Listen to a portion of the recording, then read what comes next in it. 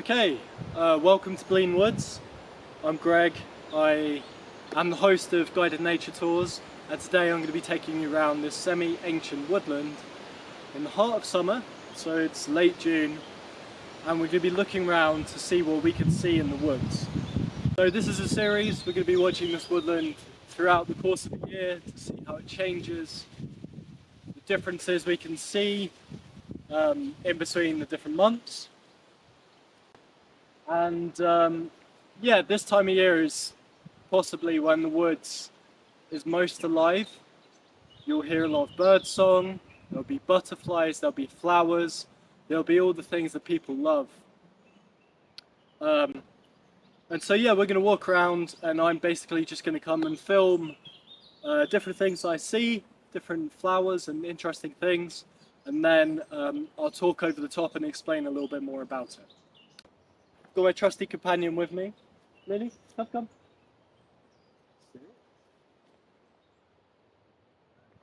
Now, she does normally like being picked up. Say hi, Lily. Hi.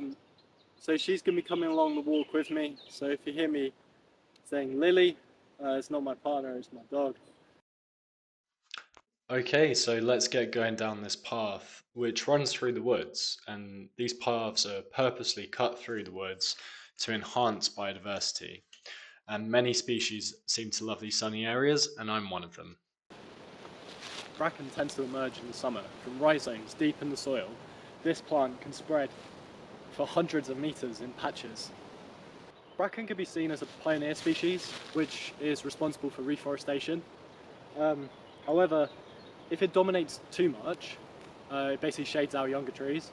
So a little bit of bracken is good in places because it also offers different kind of protection for animals, but it does have a tendency to colonize areas, especially along the west coast where there's a lot of rain. And the first thing I find is tormentil, which is a wildflower with 4 petals, which acts like a landing pad for solitary bees and butterflies to feed on the nectar and pollen. Let's keep walking. Um, Look at this canopy above me, dominated by young oak trees. And speaking of oak, let's have a closer look at these oak leaves. So they're deeply lobed, as you can see, up close and personal, and they have hardly any stalk. They're basically attached to the tree straight away, which indicates to me this is a sessile oak. Now, sessile oaks are common in places with acidic soils, and so is older buckthorn. And this is a sapling, and this tree can only grow to 4 to 6 meters, so it's an understory tree. And then I stumble across some ants crossing the path.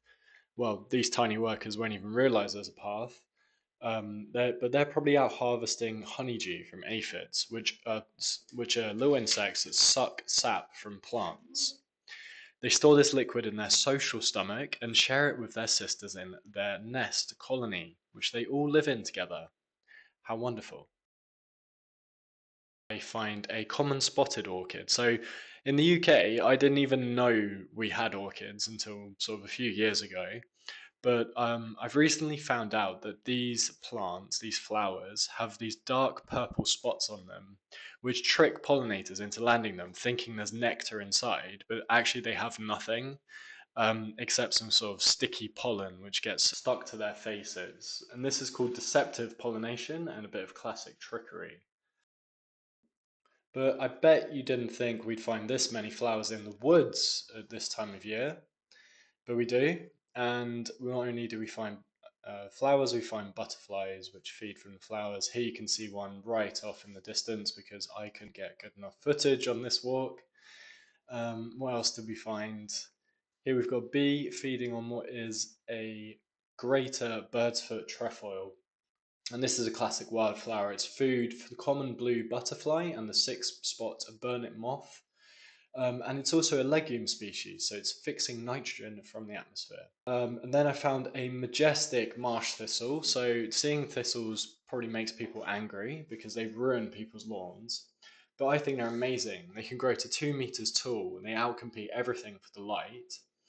And the spiny thorns just make sure no one fucks with it, no one eats it. And yeah, look at it, it's just beautiful, isn't it? And the whole reason why everyone hates thistles is because they produce so many of those seeds which fly away and dominate any piece of ground they land on. And now let's follow the stem downwards. You can see these spiny thorns sticking out from the side of the thistle. But what interested me in this day is I noticed all these spider webs, which indicates to me that maybe a spider really enjoys making its home in amongst these thorns. And here we're just walking down the path, following Lily along. This is what it looks like to walk along one of these glades. It is very tranquil, very calming. And you've got to watch Lily hop about like a little kangaroo. Very amusing. Boing. And then as we're walking along, I noticed these amazing cloud patterns, which look like the sand ridges in the sea, just there in the sky. And I think that's a beautiful thing because I think it shows that nature reflects these patterns in all different forms. And I just want to stress how impressive the canopy is. When you walk through open areas like this, where you've got lone standing trees, and the bit like up in front of me right now, it does feel like you're in a rainforest of some sort. And in the UK, we don't have rainforest, like a tropical rainforest, but we do have temperate rainforest. And that's sort of the habitat we're in right now. And then up next, I found some ragwort, which is the farmer's enemy because it can be poisonous to horses and livestock, even though they don't like to eat it. If it's included in their hay, it's poisonous to them.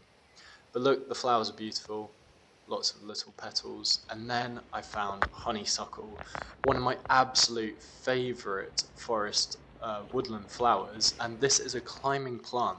So it will climb on top of other trees and shrubs and lay its flowers out, leaving this amazing scent in the air. Okay, and then next I stumbled across these mushrooms growing directly in the path. And I thought this was really strange for a dry period in the summer. But mushrooms and fungi are such a big topic. I'll be doing many, many videos on these, so it's just going to be a bit of a teaser for now.